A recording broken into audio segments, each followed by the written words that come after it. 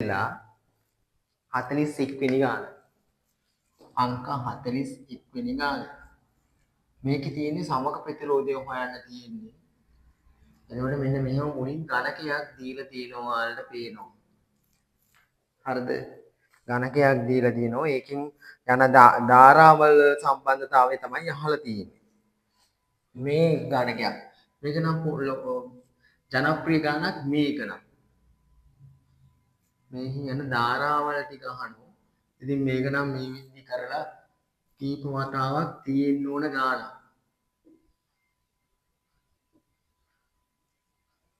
හරිද? ඒකේ කරන්ට් එක මෙතන මුලින් අරගන්නවා.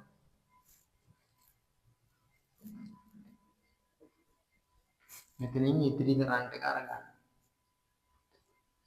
මේකේ ධාරාව හොයන්න ඔයා මේ විදි දැනගෙන ඉන්න ඕනේ. කොහොමද කරන්නේ කියලා. මම ඉතින් කියලා දෙනවා මේ කරන්ට් එක මේකේ ප්‍රතිරෝධය R මේ හැම එකම ප්‍රතිරෝධය R. මේකත් R.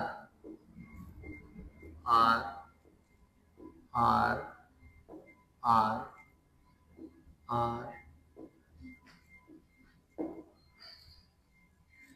මේ හැම එකම ප්‍රතිරෝධය R. මේක හදාගන්න තියෙන්නේ මෙහෙම. දැන් ඔයා බලන්න ඕන උතන පරිපත තුනක් තියෙනවා. පරිපත තුනේ ධාරාවන් යන විදිය සලකුණු කරගන්න. හරිද? පළවෙනි කියන්නේ IA. දැන් මෙන්න මෙතනින් යනවා IA. කරන්ට් එක ඔයා මාක් කරගන්න. IA මෙතන IA. දැන් මේක තුනකට බෙදෙනවා.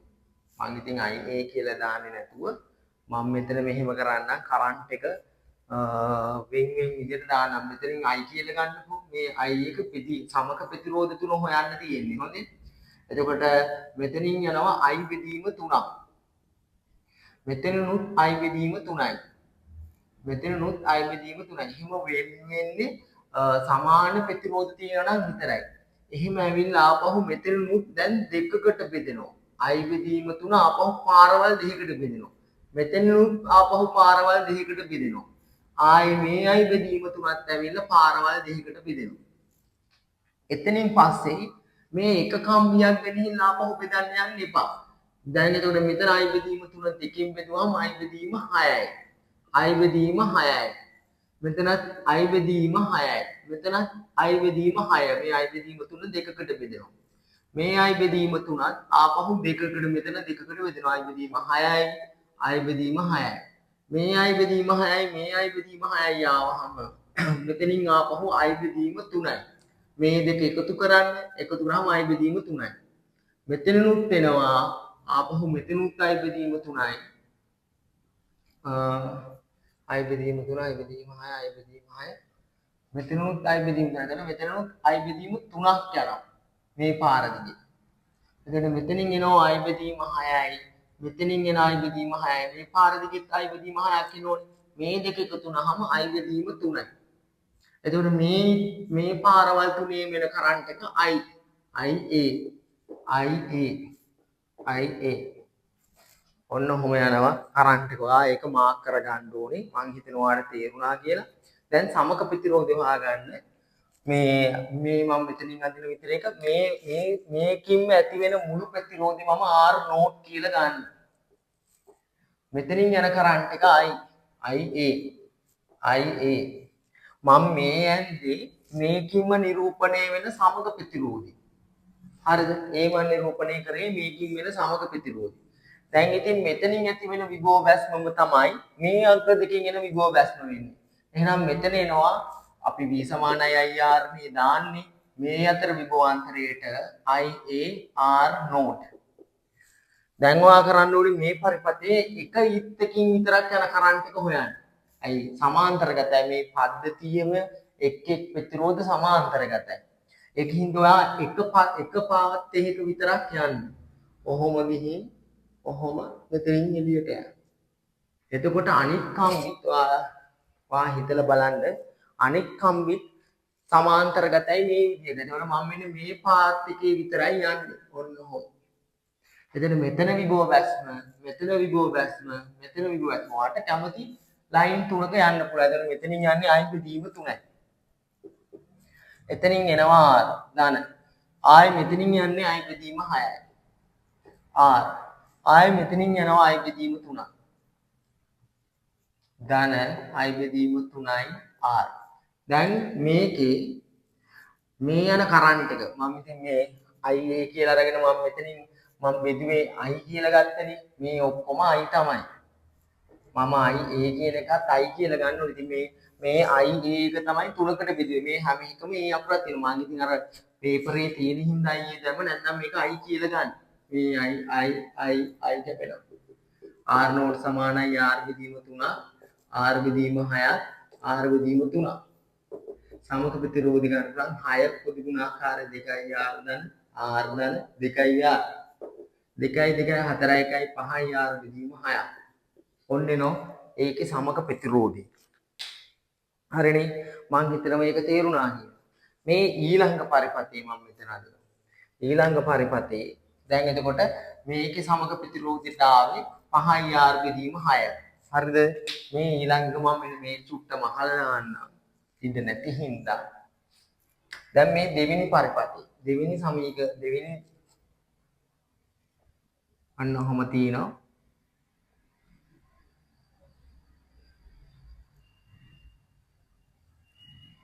හරිද? ඔහොම පරිපතයක් තියෙනවා. ආය 1යි 2යි 3යි 4යි 5යි 6ක් තියෙනවා.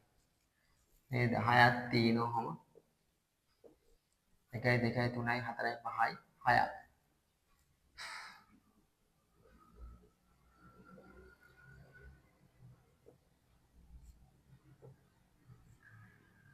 ඔහොම 6ක් තියෙනවා.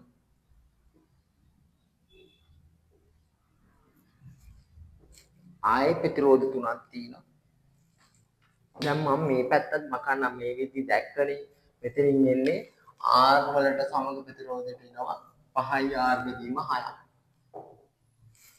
හරිද? 5යි R බෙදීම 6ක් එනවා. මම මෙන්න මේ ටික මකනවා දැන්.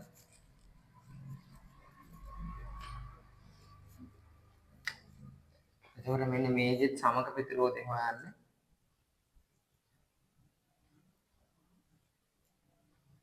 මෙතන තාපහුව ඇවිල්ලා මෙතනින්ම තියෙනවා. මෙතනින්ම ආපහු අර විදියටම ප්‍රතිරෝධ තුනක් තියෙනවා. ඒක නම් ඉතින් මහ දෙයක් නෙමෙයි.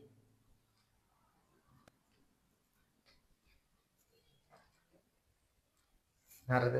ඔන්න ඔය පරිපතේ සමග ප්‍රතිරෝධය හොයන්න ඒකින් යන කරන්ට් එක හොයන්න. මේකින් යන මේකෙත් අර වගේම බැටරියක් ඇඳලා තියෙනවා. මෙතනින් ඔහොම මෙතනින් ඔහොම මේකින් යන කරන්ට් එක IB මම මාක් කරන්න මේ හැම එකම R තියෙයි. R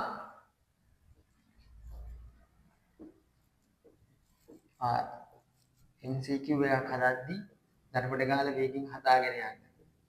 වැඩි වෙලා හිතින් නැතුව R R R. දැන් මේන කරන්ට් එක මේක IB. මේකත් IB. දැන් ඉතින් IB තමයි වෙන්නේ. මට ඉතින් B අකුර කුඩාගෙන මේක සුළු කරන්න පොඩ්ඩක් වෙලා යන හින්දා මම I කියලා ගන්නවා. දැන් ඉතින් මේකේ එහෙම කරන්ට් එකෙන් හදන්න දෙයක්වත් නෑ නේද? මේකේ සමක ප්‍රතිරෝධය ගන්න. එක වගේ ප්‍රතිරෝධ තුනක් තියෙනවා නම් R බෙදීම 3යි. එක වගේ ප්‍රතිරෝධ 6ක් තියෙනවා නම් R බෙදීම 6යි. එක ප්‍රතිරෝධයක් අරගෙන තීන ප්‍රතිරෝධ ගණනින් බෙදන්න තියෙන්නේ. එතකොට මේක සරල එකක්. මේකේ මහන්සි වෙන්න දෙයක් නෑ. දැන් එහෙනම් මම මේක ඉතිරි ටික මෙතන මාක් කර ගන්නවා. අතනින් එනවා R බෙදීම 3ක්. R බෙදීම 3යි. මැදින් එනවා R බෙදීම 6ක්.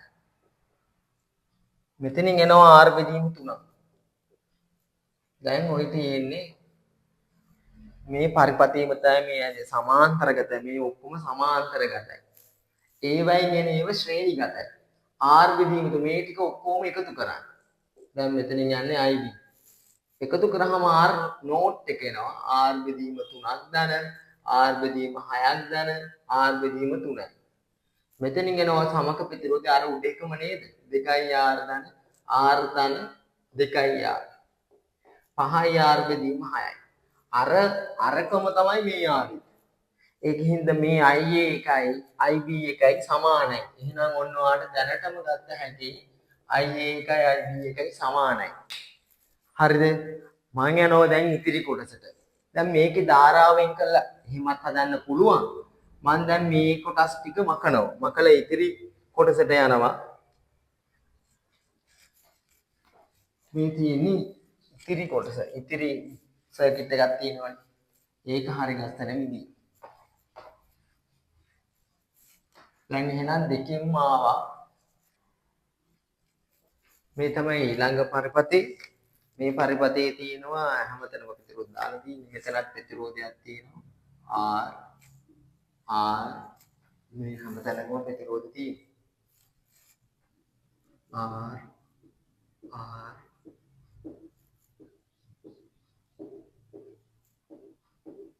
මෙතනක් තියෙනවා. මෙතනත් R සහ මෙතනත් R එකක් තියෙනවා.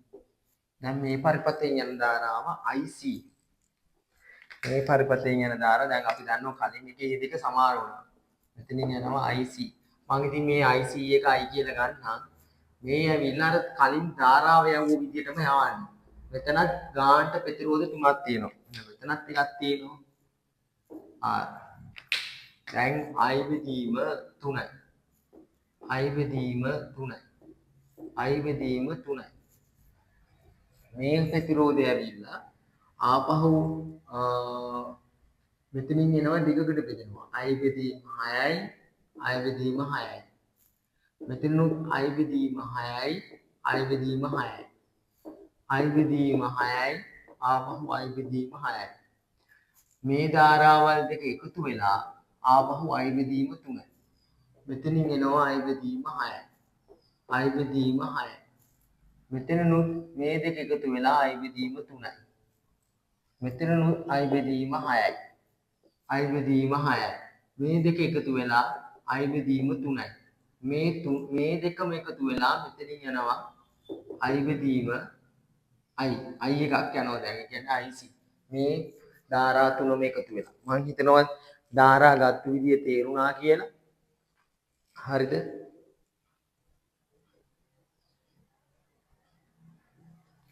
හරිද? දැන් ඉතින් මේ එක ඉතක යනොන්න I ආවා. ඒක තුනකට බෙදුණා. ආපහු මේ හැම තැනකින්ම ඒක දෙකකට බෙදෙනවා. ආයේ මේ I බෙදීම 6 මෙහින් එනවා. මේ I බෙදීම 6 මෙහින් එනවා. ආපහු මේ දෙක එකතු වෙලා I බෙදීම 3යි. I බෙදීම 3යි. මේ I බෙදීම 6යි මේක එකතු වෙලා I බෙදීම 3යි. ඒ තුනම එකතු වෙලා I යනවා. දැන් අර කලින් වගේ එක ඉත්තක විතරක් යවන්න. මම මෙන්න මේ එක ඉත්තක විතරක් යවන්න. ඔන්න ඕක අරගෙන කරන්ට් එක කොහොම මම මැද ඉත්තෙන් යවන්නම්කෝ. කොහොම ගිහින් ආයේ මෙතන එකකින් ආයේ මෙතනින් ඔහොම මෙතනින් ඔන්න ඔහොම එන ඉත්තක මං එනවා ධාරාව. ඔන්න ඒක විතරක් ඔයා බලන්න විභව බැස. මේ සෙට් එකෙන් වෙන ප්‍රතිරෝධය සමක ප්‍රතිරෝධය මම මෙතනින් අඳිනවා. R නෝට් එක. යන කරන්ට් එක IC. ඒකම තමයි I කියලා ගන්නෙ. මේ ඔක්කොගෙන් වෙන ප්‍රතිරෝධය. මෙතන විභව බැස්ම අපි දාන්නේ V = IR කලින්. මේ විභව බැස්ම සමාන කරන්න අර එක් එක් ප්‍රතිරෝධ හරහා තියෙන විභව බැස්ම. එතකොට I බෙදීම 3යි R. I බෙදීම 6යි R. ආපහු I බෙදීම 3යි R. මේ එක පාත් එකක විතරක් යන්නේ. කොහොමද? දැන් මේයි කැපිලා ගිහිල්ලා R නෝට් සමානයි R බෙදීම 3ක් R බෙදීම 6ක් R බෙදීම 3ක්. දැන් මේක සුළු කරන්න. 6 පොදු ගුණාකාරය ගත්තහම 2යි R ධන R ධන 2යි R. මෙතනින් එනවා 5යි R බෙදීම 6ක්. ඒ කියන්නේ ඔයාලට මෙතනින් එන්නේ අර කලින් පරිපත දෙකේදීම සමක ප්‍රතිරෝධෙමයි. ඒකින්ද මේකේ උත්තරයට එන්න උනේ මේ I A කියන එකනත් I B හරහා යන ධාරාවත් I C හරහා යන ධාරාවත් තුනම සමානයි. උත්තරේ අංක